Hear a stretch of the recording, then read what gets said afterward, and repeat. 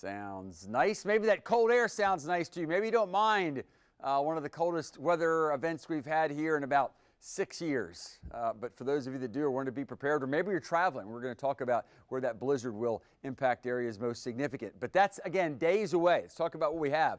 As far as the southeast is concerned, a lot of rain. Now notice the end of the rain going from west to east through the southeast. There's been some pretty significant thunderstorms down over South Florida, especially Fort Myers, Sarasota, on down to about the Keys and into Miami. That's going to pass to the south of us. Other pretty strong cluster of thunderstorms. In fact, we'll zoom in here, has maintained its intensity beyond Panama City into Tallahassee, although I think more redeveloping over the warmer waters of the Gulf, whereas what's over land will weaken as it heads our way. And then just offshore to the east of us, downpours have been developing all afternoon. Some pretty strong thunderstorms, gale force winds, but that is headed away. So I'm not saying we're going to be completely dry this evening. We're going to have a few areas of rain, and then there's showers coming in from the west. But it looks like the heaviest thunderstorms will continue to go around us. So just plan on some rain out there, wet roads, maybe give yourself some extra time.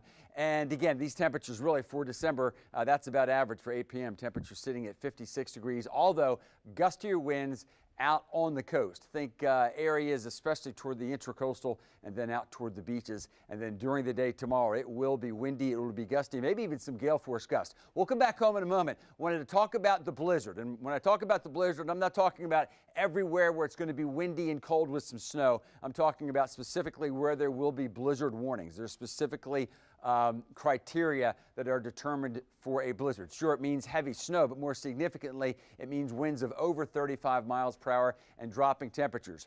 And especially for airports, it's going to mean some at least delays, might mean some cancellations. First will be Kansas City. That's late Thursday and into Chicago.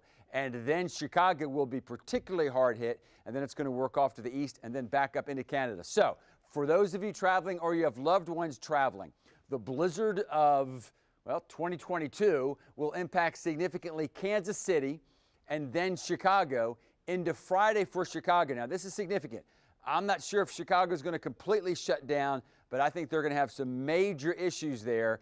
And even if you're not traveling through Chicago, because that's a major hub, that could cause cascading effects around the rest of the nation. So I would keep that in mind for how what happens in Chicago Thursday night and Friday might impact your flights. Then the blizzard continues to work off to the east, hitting significantly Detroit, Cleveland, Pittsburgh, and then finally Buffalo on Saturday. What about here closer to home? Well, the low pressure system is over us tomorrow, but the big rains are off to our east. So primarily it's going to be a wind maker on the coast tomorrow.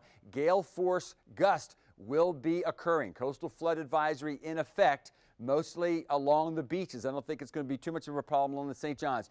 Thursday, we get a bit of a break before the Arctic air blows in. Look at Friday. We'll start off near 60. This time Friday, though, wind chill factors down to about 19.